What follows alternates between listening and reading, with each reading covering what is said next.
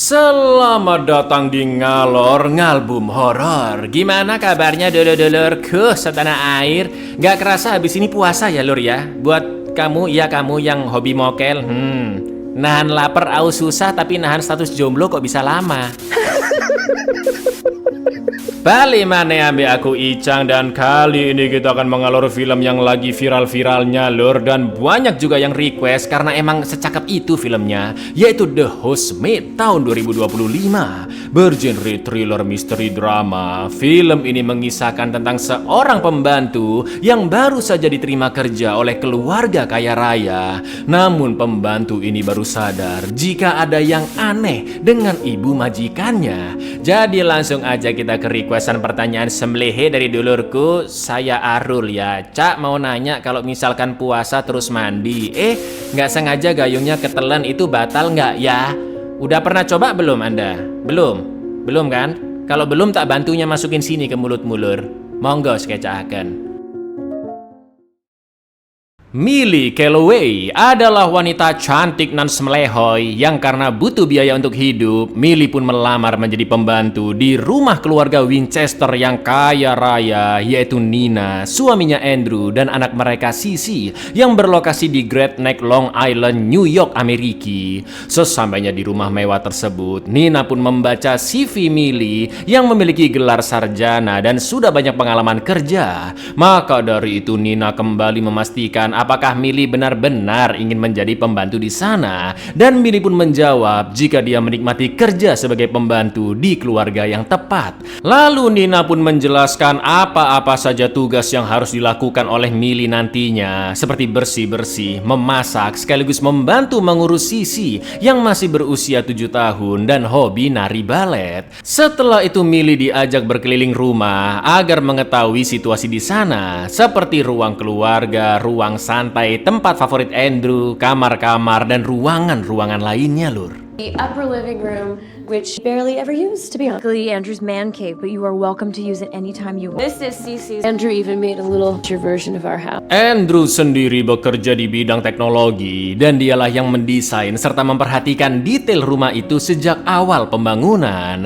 Nina mengatakan jika Millie akan menjadi bagian dari keluarga, jadi ibaratnya gak usah sungkan-sungkan lur. Bahkan Millie diizinkan nonton TV di ruang santai. Nina juga memberitahu Millie jika dirinya sedang hamil, namun Andrew masih belum mengetahuinya. Setelah menunjukkan kamar pembantu yang berada di rooftop, Nina pun memberi uang ganti transport dan mempersilahkan Millie untuk pulang karena dia harus berdiskusi dulu dengan Andrew apakah mereka jadi menerima Millie atau tidak.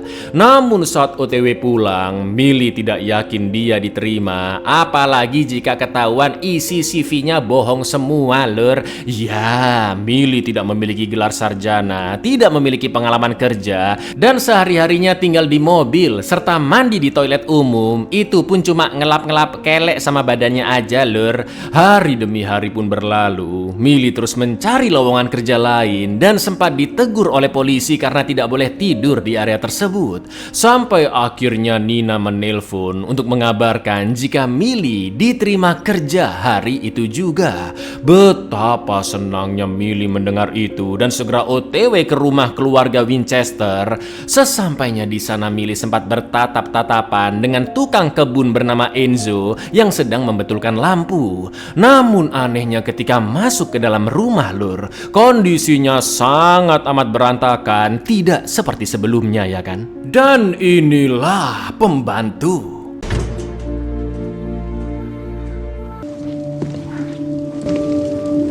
I'll be upstairs. Gonna be fine, Millie. Setelah menaruh barang-barang di kamarnya, Millie pun langsung membersihkan seluruh rumah yang aut-autan itu. Sedangkan Nina menulis pidatonya untuk acara pertemuan orang tua dan guru sekolah Sissy. Malam harinya Andrew pun pulang bersama Sissy, dan Millie memperkenalkan dirinya sebagai pembantu baru di sana. Namun Sissy terlihat tidak terlalu suka dengan kehadiran Millie. Andrew dan Nina pun mempersilahkan Millie makan malam bareng dengan mereka. Namun Millie yang sungkan dan tahu diri sendiri akhirnya balik ke kamar dan akan membereskan semuanya ketika nanti mereka sudah selesai makan. Lalu di kamar rooftopnya Millie pun baru sadar jika pintunya memiliki 2 kunci ganda dan satu-satunya jendela di sana juga terkunci rapat.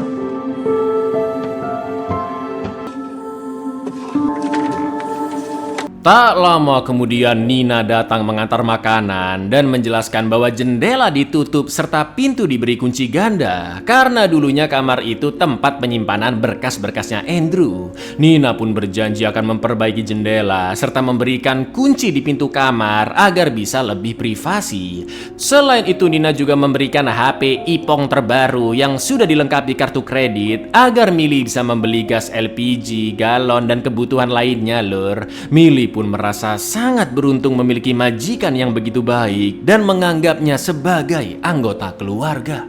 This is for you. Loaded the credit card on. You can use it at the grocery store. Deadbolt. What kind of monster? I will sort that out. Can I give you a hug? Thank you, Millie. Karena terbiasa nganggur, keesokan harinya Millie pun bangun kesiangan dan sempat kesusahan membuka pintu kamarnya. Namun ketika turun ke bawah, Millie pun sangat terkejut melihat Nina yang uring-uringan sambil membanting barang-barang karena tidak menemukan kertas pidato yang dia tulis semalam. Andrew juga datang menenangkan istrinya dan Nina pun menuduh Millie yang membuang kertas itu karena semalam dia yang terakhir beberes rumah ya kan. Akan tetapi Millie merasa tidak melihat kertas itu di dapur dan untungnya Nina bisa ditenangkan oleh Andrew yang menyarankannya pergi krimbat ke salon serta menulis ulang pidatonya.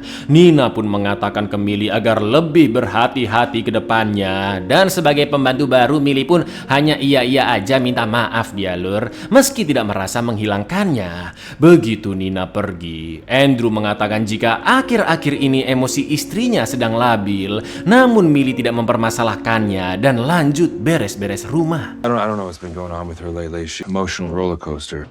Tomorrow will be better. It'll be better. I promise. Let me help you clean up. You go get ready. I don't want you to be late for Cece. Cece, let's hit the road. Saat membuang sampah, Millie kembali bertemu Enzo yang entah mengapa seperti selalu mengawasinya. Lalu di malam harinya ketika bersih-bersih WC, tanpa sengaja Millie menemukan seonggok pil obat. Lalu dia lanjut memasak makan malam untuk Andrew dan Sisi karena Nina sedang ada acara pertemuan ortu. Dek Sisi masih bersikap dingin kepada Millie, berbeda dengan Andrew yang memintanya makan bareng. Tapi lagi-lagi Millie menolak karena sungkan dan balik ke kamarnya sambil kepo IG-nya Andrew lur. Mulai ya kan. Tiba-tiba Andrew pun datang ke kamar Millie dan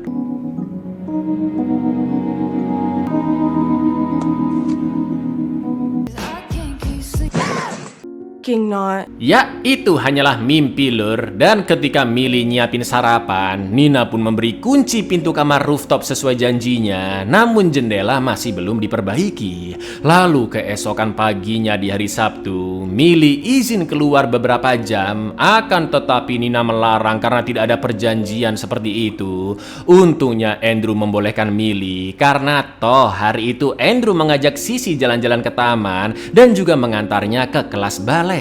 Ternyata Millie mendatangi layanan sosial kemanusiaan untuk melapor perkembangan dirinya sebagai napi bebas bersyarat lur. Betul sekali, Millie pernah melakukan suatu tindak kriminal hingga pernah dipenjara beberapa tahun dan sekarang masih menjalani bebas bersyarat. Millie pun menceritakan jika dia masih rutin menulis jurnal harian dan sekarang telah bekerja sebagai pembantu, lalu memberikan alamat rumah keluarga Winchester beserta foto mereka. Mbak-mbak petugas pun mengingatkan agar Millie tetap menjaga sikapnya karena jika Millie melanggar aturan atau melakukan tindak pidana lagi, maka dia akan melanjutkan sisa tahanannya selama 5 tahun di penjara. My new address here, phone number, really amazing. Or you'll be back at Bedford serving the 5 years left on your son. No, I'm just saying human connections are important. Setelah melapor, Millie pun ditelepon oleh Nina yang memintanya untuk menjemput Sisi di kelas balet tanpa memberitahu alamatnya di mana. Jelas Millie pun bingung ya kan, karena ada beberapa kelas balet di sekitar sana. Dan dengan terpaksa Millie mendatangi tempat-tempat itu satu persatu sampai akhirnya menemukan Sisi. Akan tetapi salah satu ibu dari murid di sana yaitu Patrice memberitahu jika Sisi akan menginap di rumahnya, dan itu pun sudah janjian dari beberapa minggu lalu. Karena Millie mengatakan jika dia disuruh menjemput, Patrice pun langsung menelpon Nina untuk memastikannya. Dan Nina bilang, apa lur? Oh iya kan, Sisi emang nginep di rumahmu ya hari ini ya? Udah muter-muter nyari kelas balet. Manipulatif ternyata si Nina ini lur. Entah kenapa dia seperti itu. It's impossible to find reliable help. Your girl is here. She needs to pick up Cece. We figured it out. Okay. Take care. Bye. Sepulangnya ke rumah, emaknya Andrew sedang bertamu ke sana yang kita panggil saja Sumiati. Dan dengan santainya Nina mengatakan ke Millie jika dia sudah memberitahu Sisi akan menginap hari itu, padahal nggak pernah bilang kayak gitu ya kan. Millie pun mulai agak jengkel karena merasa dipermainkan dan selalu dituduh yang enggak-enggak oleh Nina. Di malam harinya Millie tidak bisa tidur sampai jam 1 dini hari dan akhirnya nonton di ruang santai karena Nina juga mengizinkannya, dan Millie menganggap majikannya sudah tidur. Tapi ya nggak gini juga dong bajunya mbak. Tiba-tiba Andrew datang ke sana karena dia juga nggak bisa tidur lur, dan mereka pun akhirnya ngobrol ngalor ngidul. Millie memberitahu jika dia sudah tidak pernah menghubungi orang tuanya lagi karena suatu masalah yang dulu pernah mereka alami. Sedangkan Andrew menceritakan jika ayahnya sudah meninggal, sementara kedua ortu Nina meninggal karena kebakaran rumah saat Nina masih kecil, yang mana trauma itu pasti membekas dalam diri Nina. Akan tetapi polisi sempat menduga kebakaran itu terjadi akibat ulah Nina karena hanya dialah yang selamat seorang diri. Tak lama kemudian Nina pun datang dan Millie agak awkward karena berduaan dengan Andrew ya kan. Ketika Andrew balik ke kamarnya, nggak pakai lama Nina pun langsung memecat Millie dan memintanya pergi besok pagi. Millie berusaha menjelaskan jika tadinya dia kira semua orang sudah tidur dan memohon agar diberi kesempatan satu kali lagi. Untungnya Nina masih berbaik hati. Millie pun diberi waktu 1 minggu untuk memperbaiki sikapnya, wajib memakai baju yang sopan, dan benar-benar diperingatkan agar menjauh dari Andrew. 1 week, okay? But you're gonna have to dress. I will do anything to make it up to you, I promise. Oh, Millie, stay the away from my husband. Keesokan paginya ketika Andrew sudah berangkat kerja dan Sisi di sekolah, Nina kumpul dengan Patrice serta geng mak-mak sosialitanya di rumah. Millie pun menyiapkan cemilan juga teh sari wangi dan sempat mendengar Nina yang berencana memiliki anak lagi lur. Jelas Millie pun semakin merasa aneh karena sebelumnya Nina mengatakan dia sedang hamil ya kan.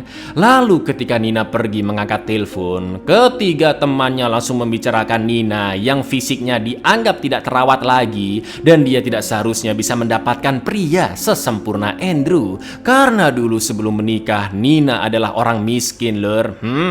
Lambe turahnya itu loh, pengen tak sentil ini mereka bertiga rasanya ya. Definisi teman nusuk dari belakang ya kan lur. Selain itu mereka juga membahas Nina yang memiliki masalah mental hingga pernah dirawat oleh psikiater selama 9 bulan. Dan semua gosip itu didengar oleh Millie.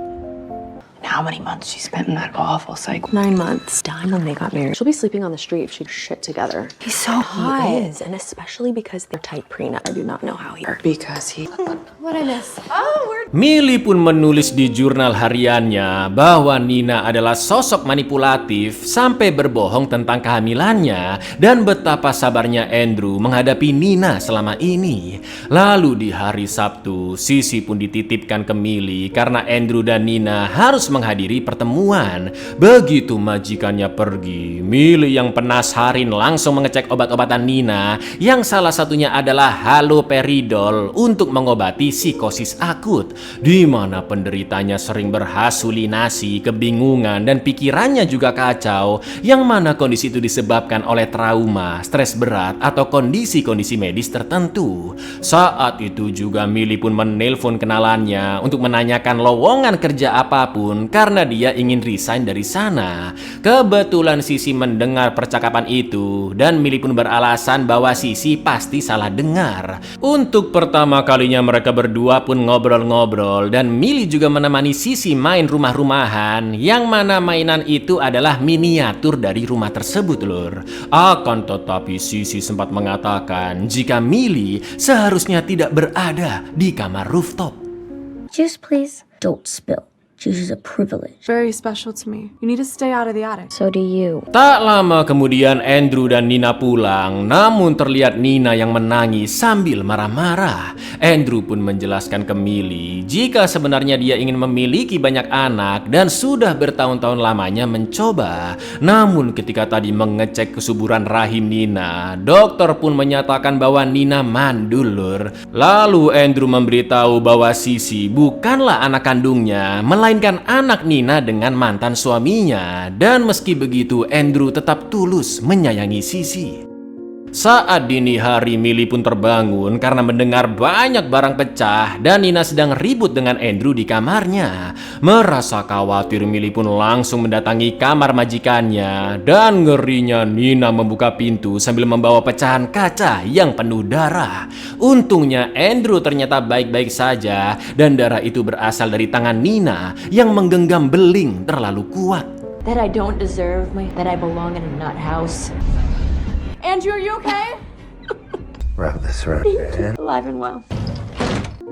Esok harinya saat Millie bersih-bersih rumah, Nina pun meminta maaf atas segala kebohongan dan kekacauan yang telah dia buat. Sebagai permintaan maaf, Nina pun memberikan baju-bajunya yang masih baru namun tidak pernah dia pakai. Lalu Nina meminta bantuan Millie untuk mencarikan tiket konser dangdut koplo favorit Andrew karena Nina ingin memberi kejutan sekaligus menebus kesalahannya. Acara itu di hari Sabtu dan Millie juga diminta mencari hotel bintang 5 untuk semalam. Nantinya Sisi akan disuruh menginap dulu di rumah temannya, sedangkan Millie bebas menikmati akhir pekannya. Ketika sedang menemani Sisi kelas balet, Millie pun ngobrol dengan mbak-mbak babysitter anak lain yang memberitahu gosip mengerikan bahwa Nina pernah mencoba menenggelamkan Sisi ke bathtub, juga berniat bundir dengan menelan banyak obat. Untungnya Andrew sigap menyelamatkan Sisi yang saat itu masih bayi lur dan juga menyadarkan Nina. Namun karena insiden itu Andrew terpaksa melapor ke polisi agar Nina bisa diamankan dan diperiksa kondisi kesehatan mentalnya. Mbak-mbak babysitter ini tahu cerita tersebut karena pernah nguping gosip ibu-ibu sosialita di sana yang juga teman-teman dari Nina lur. Her in a tub of running water and tried to off herself. What? Yeah, all the PTA bitches talk about. Great job, dancers. Her husband got freaked out and called the police for a well. Sesampainya di rumah, lagi-lagi Nina kumat dan menyalahkan Millie yang memesan tiket konser serta hotel di hari Sabtu. Padahal Nina ada jadwal mengantar Sisi ke acara perkemahan. Karena tidak ingat dia pernah menyuruh Millie, Nina pun memotong gaji Millie untuk mengganti biaya tiket dan hotel tersebut. Percekcokan pun terjadi dan Andrew berusaha menenangkan karena dia bisa menghubungi perusahaan kartu kredit agar membatalkan transaksi itu dan Millie tidak perlu membayar ganti rugi. Di hari Sabtu, Sisi pun mengantar Nina ke acara kemah yang akan berlangsung selama 1 minggu dan Andrew memberitahu Millie bahwa dia tidak bisa membatalkan transaksi kartu kredit daripada sayang hangus begitu saja. Tiket konser serta kamar hotel tersebut diberikan ke Millie dan dia bisa membawa seorang temannya. Akan tetapi Millie menolak karena dia tidak memiliki teman dan Andrew pun menawarkan untuk menemaninya. Mereka bisa bersantai nonton konser sejenak, makan-makan, dan balik pulang ke rumah. Yang akhirnya Millie pun setuju lur. Kalau pulang ke rumah ya kan, kalau mampir Oyo gimana? Come on, we could both use a night out. I know we could. Why not? We can come back tonight. I can sweeten the deal a little bit. Okay. Great. We're going. Millie memakai gaun pemberian Nina dan dia terlihat sangat menawan. Lalu setelah nonton konser, mereka pun lanjut makan di restoran mewah dan Andrew menceritakan jika dia menjalankan perusahaan pengolahan data dari warisan mendiang ayahnya. Andrew juga mengatakan jika dia begitu mencintai Nina yang dulu menjadi sosok wanita penyayang dan baik hati. Namun entah mengapa akhir-akhir ini dia begitu emosional. Maka dari itu Andrew juga meminta maaf ke Millie atas segala sikap istrinya yang mungkin menyinggung. Setelah itu mereka pun lanjut berdansa di lantai atas restoran agar bisa lebih bersantai dan merilekskan pikiran. Mereka bertatap-tatapan sambil menikmati lagu dan jelas situasi pun semakin panas, ya kan Lur? I love my wife. I really do. I just feel like she's angry. I mean, I don't know why. I mean, I see the way that she treats you, and I hate it.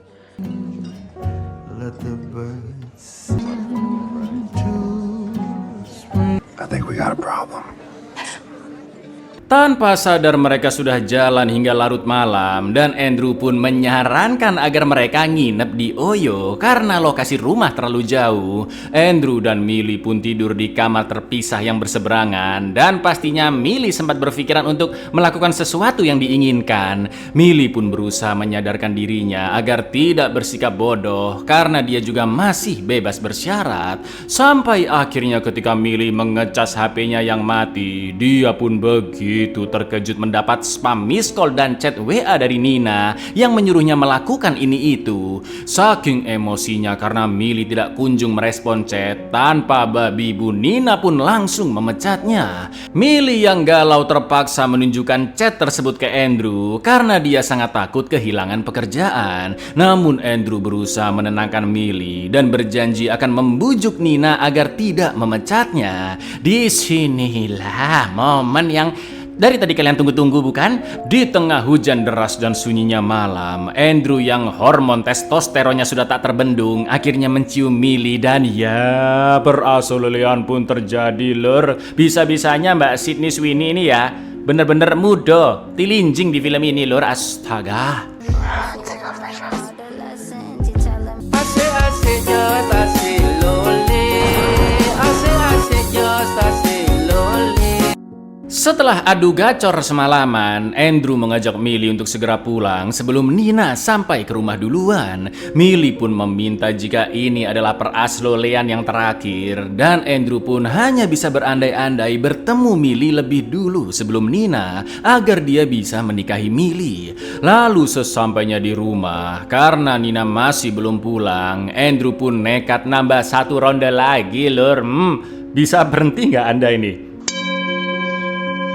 Tak lama kemudian Nina pulang, sedangkan Sisi masih di acara kemah sampai 1 minggu ke depan dan Millie sudah menyiapkan makanan di dapur. Anehnya terlihat bibir Nina seperti memar dan sikapnya juga berubah 180 derajat. Nina bahkan meminta maaf atas emosinya semalam yang mungkin karena capek perjalanan jauh ke acara kemah juga tidak bisa tidur dengan nyenyak. Namun saat makan bareng Andrew, Nina pun bertanya kemana Millie pergi di weekend kemarin. Dan Millie beralasan dia jalan bersama sahabatnya Lur. Tapi tiba-tiba Nina menyinggung Millie yang pernah dipenjara selama 10 tahun. Dan sontak Millie pun terkejut sampai menahan tangis karena ternyata Nina mengetahui masa lalunya. Sedangkan Andrew hanya bisa terdiam kaget. Setelah itu Millie disuruh belanja kebutuhan dapur dan Nina juga meminjamkan mobilnya. You know, she was in prison for 10 years before she came to work with us. You okay? Yeah. A restock of all of Cece's. Use my car errands from now on. She knew I needed this. How shitty she made my life. Saat akan membayar belanjaan, kebetulan salah satu teman Nina juga ada di sana dan melihat HP baru yang dipakai Millie. Dari emak-emak itulah Millie tahu bahwa kebanyakan babysitter atau pembantu tidak mau mengangkat telepon dari HP pemberian majikannya karena semua SMS, panggilan juga tempat-tempat yang dikunjungi ternyata bisa dilacak. Millie Millie pun akhirnya sadar bahwa Nina pasti sudah mengetahui perselengkiannya dengan Andrew. Dan ketika akan pulang, tiba-tiba Millie pun ditangkap polisi karena ada laporan jika mobil yang dipakai Millie telah dicuri. Millie berusaha menjelaskan bahwa itu mobil majikannya, dan Millie pun yakin Nina lah yang sengaja membuat laporan tersebut. Untungnya Andrew bisa membebaskan Millie karena dia juga kenal baik dengan kepolisian dan menjelaskan apa yang sebenarnya terjadi.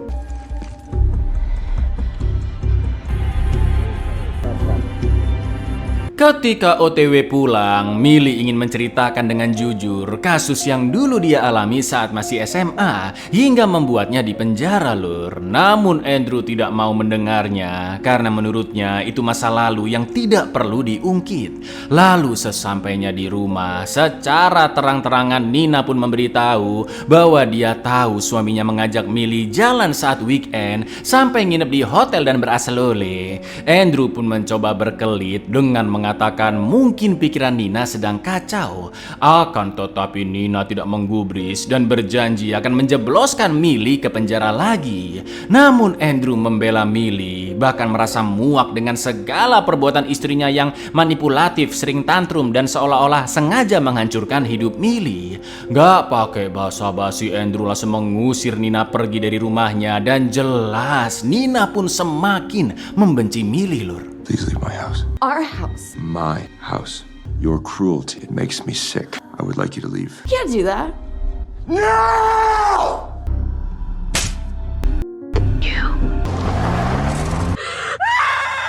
Setelah Nina pergi, Andrew pun mengompres pipi Millie yang baru saja ditampar, dan Andrew mengatakan jika ini semua bukan salah Millie. Andrew juga akan berbicara dengan pengacaranya agar hak asuh Sissy jatuh ke tangannya, dan Millie tidak perlu khawatir dengan ancaman Nina karena Andrew tidak akan membiarkan Millie kembali di penjara. Setelah itu apa yang terjadi? Tentu aselole lagi, lur. Mungkin sekarang perasaan Anda berkecamuk, tapi sabar, film masih belum selesai, lur. I want you to stay here with me. I want that too. And I want to help you out. I want to help you out anyway. I haven't felt this way about somebody in a very long, possibly ever.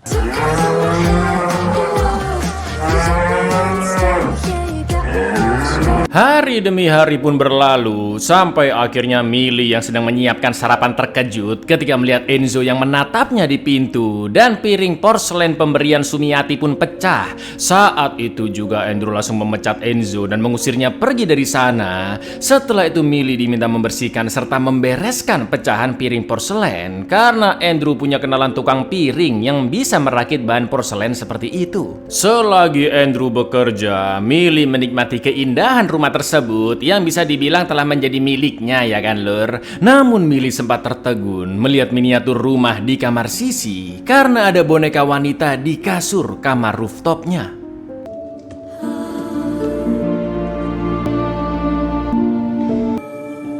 Malam harinya ketika Andrew sudah pulang, dia melihat pecahan piring yang masih kotor dengan sisa makanan dan bertanya ke Millie mengapa pecahan itu tidak dibersihkan. Jelas Millie tidak ingin tangannya terluka jika membersihkan pecahan piring, ya kan, lur. Lalu mereka pun lanjut beraselole di kamar rooftop sambil minum Hammer. Namun keesokan paginya ketika Millie bangun, lur. Andrew, can you open the door? Andrew, can you hear me? Can you let me out? Iya, kamar rooftop sudah kosong dan pintu kamar juga dikunci. Awalnya Millie mengira itu hanya sekedar bercanda, namun dari balik pintu Andrew mengatakan jika Millie akan dibebaskan pada waktunya nanti. Mendengar itu Millie pun panik dan bingung mengapa Andrew berbuat seperti itu. Lalu film pun flashback ketika Nina baru saja diusir dari rumah. Ternyata setelah berteriak Nina pun tertawa terbahak-bahak. Dia nginep di hotel dan kegirangan karena telah terbebas dari Andrew. Lalu Nina menceritakan masa lalunya dalam sebuah surat yang nanti akan diberikan ke Sissy ketika sudah cukup dewasa. Dulu saat masih berusia 8 tahun, Nina begitu terpukul atas kematian kedua ortunya dan gosip tentang dia yang melakukan pembakaran rumah tidaklah benar, lur. Nina akhirnya tumbuh besar di panti asuhan dan karena kepintarannya Nina mendapat beasiswa mahasiswa kuliah jurusan hukum. Tapi brengkesnya salah satu dosen di sana menghamili Nina dan tidak mau bertanggung jawab sedikit pun dengan alasan anak itu bukan hasil dari perasulian mereka. You are not. Married professor who knocked me up. He didn't want anything to do with it. I needed you to know your mother was an idiot. It would have made a difference in the end. Singkat cerita, Sisi pun lahir dan Nina telah bekerja di sebuah firma hukum. Setiap harinya Nina selalu menitipkan Sisi di fasilitas penitipan anak yang ada di kantornya agar dia bisa bekerja. Sampai suatu hari Nina bertemu dengan Andrew yang sedang memakai jasa pengacara di firma tersebut. Mereka pun berkenalan dan Andrew mengajak makan siang bareng, yang mana saat itu Nina klepek-klepek karena Andrew adalah pria yang begitu menawan, rendah hati, tampan, dan tahu cara bersikap. Ya, kurang lebih seperti akulah. Andrew juga sempat menceritakan jika dia pernah memiliki tunangan, namun mereka gagal menikah. Hanya butuh waktu PDKT 6 minggu saja, dan Nina terkejut karena tiba-tiba Andrew melamarnya, yang tentu langsung dia terima.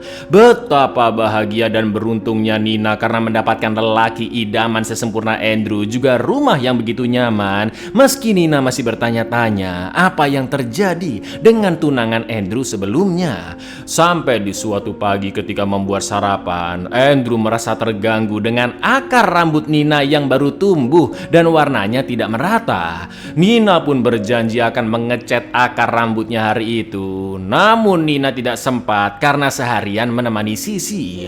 Mendengar itu, Andrew pun hanya tersenyum dan meminta bantuan Nina untuk mengambil berkas-berkas kerjanya di kamar rooftop. Tapi tiba-tiba, Babe, there's no files in here. I know.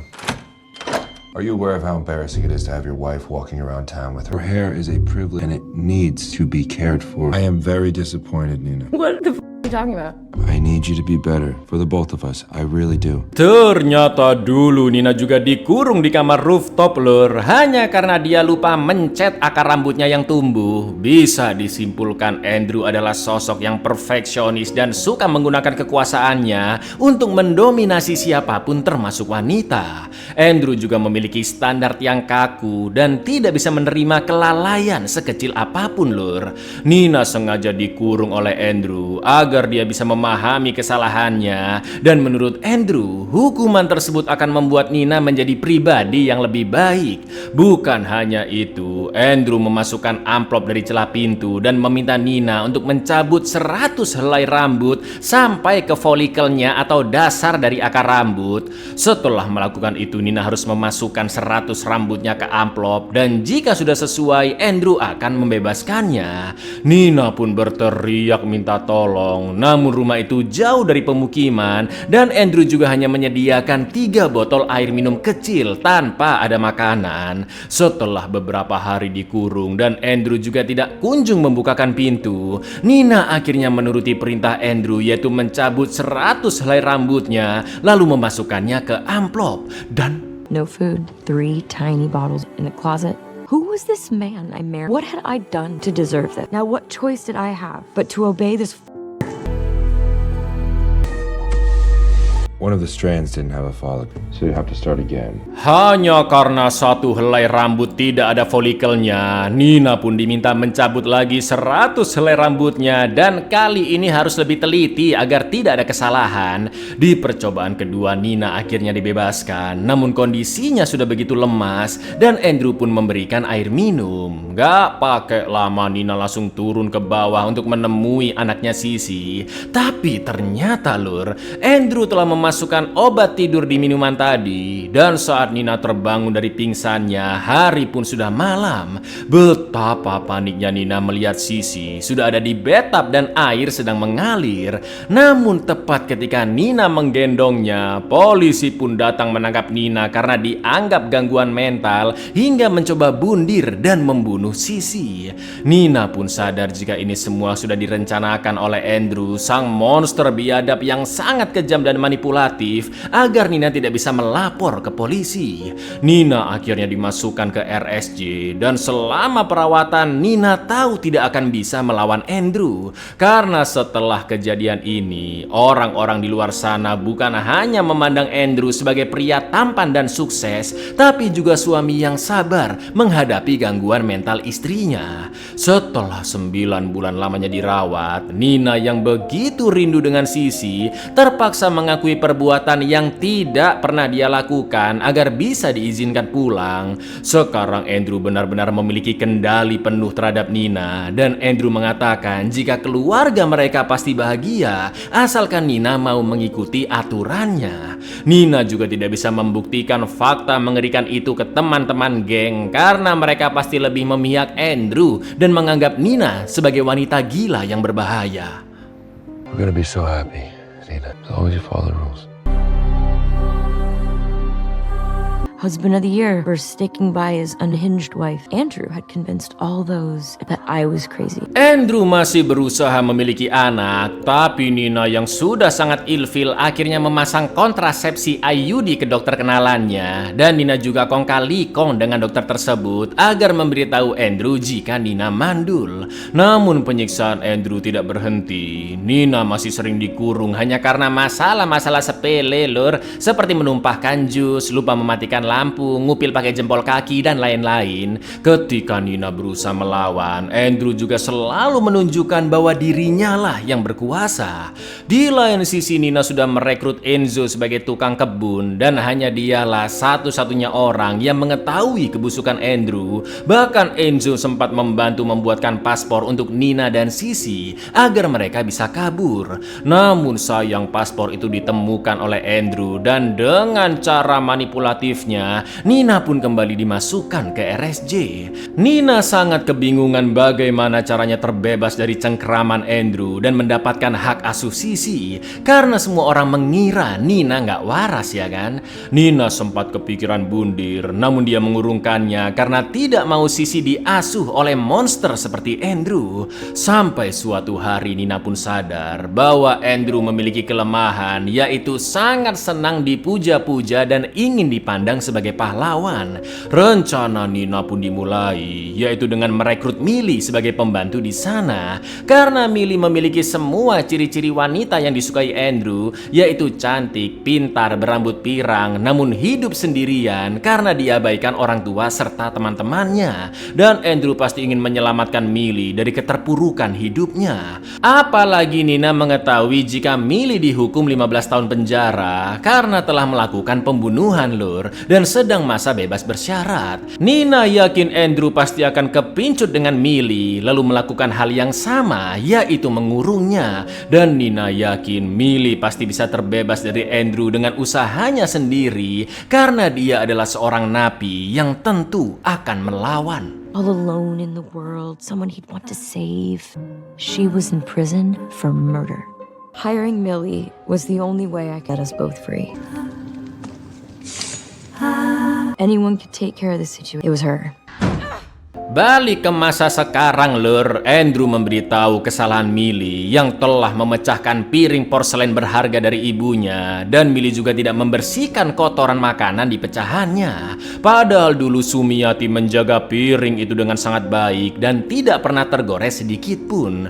Millie pun terkejut mendengarnya karena itu masalah sepele dan dia juga tidak sengaja memecahkannya. Namun Andrew tidak peduli, dan sebagai hukumannya Millie harus menggores perutnya dengan pecahan beling itu sebanyak 21 kali sesuai jumlah pecahan piring yang dijatuhkan Millie. Andrew mengingatkan agar Millie melakukannya dengan benar dan goresannya harus panjang dan dalam. Wah, makin tantrum si Millie ya kan? Dan dia pun menganggap Andrew sebagai psikopat. And now one of mine, you didn't even clean it. She served every single, with not so much as a single chip. Carved 21 lines for every piece that you f***ing broke. And I need these to be long and deep. Be watching. Lalu di malam harinya Millie pun teringat dengan kejadian pembunuhannya ketika masih SMA. Saat itu ada seorang murid kaya raya yang mirip-mirip sama Andrew lur, karena dia tampan, dikagumi banyak orang dan terlihat sebagai pria penyabar. Sampai suatu malam Millie memergoki murid tersebut sedang memperkaos temannya, dan Millie yang gelap mata pun langsung menghantam endasnya berkali-kali hingga dia tewas demi menyelamatkan temannya. Ironisnya semua orang termasuk polisi tidak percaya dengan penjelasan Millie dan lebih memihak ke korban yang anak orang kaya dibanding Millie yang jalur beasiswa. Karena terus dipojokkan, Millie pun terpaksa mengaku jika dia melakukan pembunuhan tidak terencana dan mendapat hukuman selama 15 tahun. Setelah 10 tahun mendekam di bui dan diabaikan oleh keluarganya, Millie pun bebas bersyarat dan mulai bekerja di berbagai tempat. Namun dia selalu berani melawan predator-predator ganas dengan sangat brutal lur. Kini Millie pun sadar jika dia sengaja dipekerjakan oleh Nina karena Nina ingin terbebas dari Andrew dan pergi bersama Sissy. Millie juga menemukan pisau keju yang disembunyikan oleh Nina agar Millie bisa melawan Andrew dengan pisau tersebut. Namun pada akhirnya Millie mengikuti permintaan Andrew, yaitu menggores perutnya dengan pecahan beling.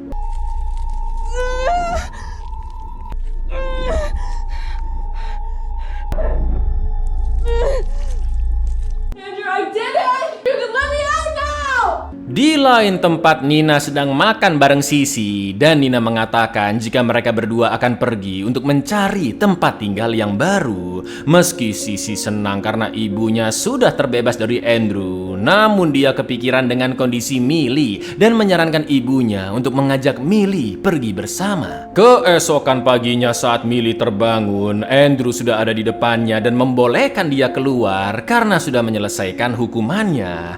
Andrew mengatakan jika dia benar-benar ingin hidup bersama Millie dan berharap Millie sudah belajar dari kesalahannya karena Andrew akan memberikan segalanya asalkan Millie mengikuti aturan lur.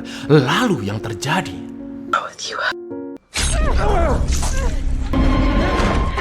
Open the door! Let me out! Mampus ya kan? Ternyata Millie sengaja menggores perutnya agar mendapat kesempatan untuk menusuk Andrew, mengambil HP-nya dan mengunci Andrew di kamar. Ternyata ada CCTV tersembunyi di pintu dan selama ini Andrew bisa memantau dari HP-nya. Saking kelaparannya Millie pun langsung makan dan mengambil semua barang porselen milik Sumiati, juga seonggok tang. Setelah itu Millie meminta Andrew untuk mencabut gigi depannya dengan tang agar tidak ada lagi wanita yang kepincut dengan senyumannya. Jelas Andrew pun menolak dan dengan santainya Millie mulai memecahkan semua barang-barang porselen Sumiati yang membuat Andrew semakin murka lur. Plate guy, really? What the you want? Little plants. Stop it right now! Stop it right now! Really? Stop it! Is pull out your tooth. I'm gonna kill you. Dengan beraninya Millie akan membakar kamar rooftop jika Andrew masih tidak mau mencabut giginya. Dan dengan terpaksa Andrew pun melakukannya lur, kapok bogang gigi depannya ya kan. Namun Millie jelas tidak membebaskannya agar Andrew semakin tersiksa.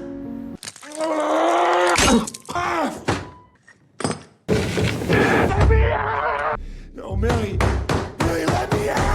Malam itu Millie bersantai nonton TV sampai ketiduran. Sedangkan Nina yang khawatir dengan kondisi Millie akhirnya datang ke rumah. Nina yang belum tahu jika Millie sudah terbebas langsung menuju ke kamar rooftop. Dan Millie yang terbangun karena mendengar suara langkah kaki, sayangnya terlambat memperingatkan Nina. Lalu yang terjadi lur, Millie, it's Nina.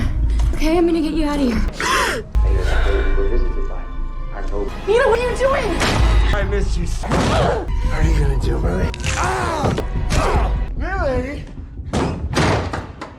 Andrew terus memburu Millie yang bersembunyi, namun karena tidak ditemukan, Andrew pun mengira Millie sudah kabur dari sana. Setelah itu Andrew mendatangi Nina untuk meminta maaf atas segala perbuatannya selama ini, dan rumah tangga mereka bisa mulai lagi dari awal, asalkan Nina tidak memberitahukan kejadian di rumah itu ke siapapun. Andrew sengaja ingin memanipulasi Nina agar kembali memihaknya, dan jika Millie bersaksi ke polisi, maka tuduhannya bisa terbantahkan oleh mereka. Tapi pastinya Nina tidak terbuai dengan ucapan Andrew dan mengatakan jika semua yang dimiliki Andrew adalah kebohongan, seperti perusahaannya yang hanya warisan dari sang ayah. Sisi bukanlah anak kandungnya, dan sebagai istri, Nina juga begitu membenci Andrew. Maka dari itu Nina merasa kasihan kepadanya karena Andrew tidak lebih dari anak manja yang haus validasi dan sifatnya begitu busuk layaknya monster akibat pola asuh Sumiati yang begitu perfeksionis dan sangat posesif hingga Andrew menjadi pribadi yang mengerikan.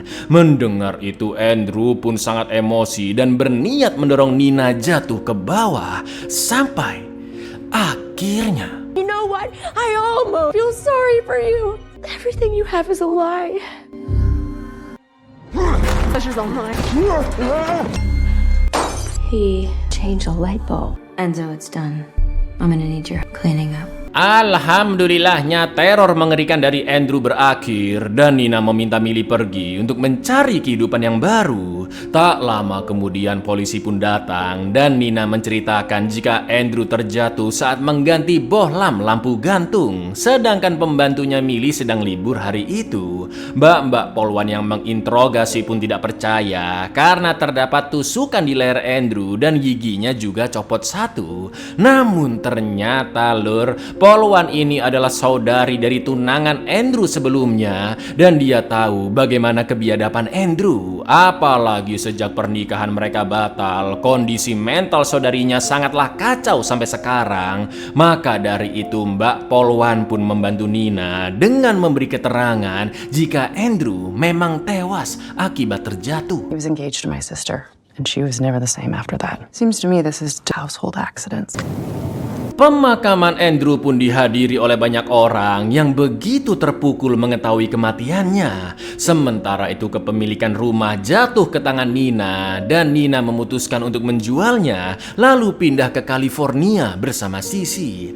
Sementara itu Nina sempat terkejut mendengar ucapan Sumiati yang malah menyayangkan copotnya gigi Andrew karena bagi Sumiati gigi dan senyuman adalah sebuah keistimewaan. Bahkan Sumiati menyinggung pakaian Sisi yang dianggap kurang pantas untuk menghadiri pemakaman lur. Ini lagi momen berduka loh bu, malah bahas yang gak penting. Plok. Jadi tahu kan lur kenapa Andrew kayak begitu? Ya karena emaknya kayak begini. Setelah itu Nina pun memberikan cek ke Millie sebesar $100.000 sebagai ucapan terima kasih karena telah membantunya. This is how you allow her father's funeral. But a tooth, if you don't take care of having them. Make a life for yourself. Can't run. On parole, remember? Film pun ditutup dengan Millie yang kembali melamar sebagai pembantu. Ternyata calon ibu majikannya mendapat rekomendasi dari Nina agar merekrut Millie sebagai pembantu di sana. Saat diwawancara, Millie pun melihat memar di tangan si ibu, atau dengan kata lain suaminya juga memiliki sifat yang mirip-mirip dengan Andrew lur. Millie pun sadar jika Nina ingin dirinya kembali membantu ibu tersebut dan Millie sudah tidak sabar untuk bekerja di sana. I have to warn you, my husband, hard man. Nina Winchester recommended you. She suggested you. So do you think you can help? When would you like me to start? Buyar, pasti kalian punya teman atau mungkin kenal orang yang manipulatif. Bahaya memang orang-orang kayak begini lur, karena kadang-kadang nggak kelihatan sifat aslinya. Pas ngobrol sama orang-orang di luar kelihatan baik, ternyata dalamnya iblis ya kan. Tapi yang jadi pertanyaan nih lur, ya, kok bisa ada pembantu kayak Sydney Sweeney itu kok bisa itu loh? Kok bisa? Assalamualaikum.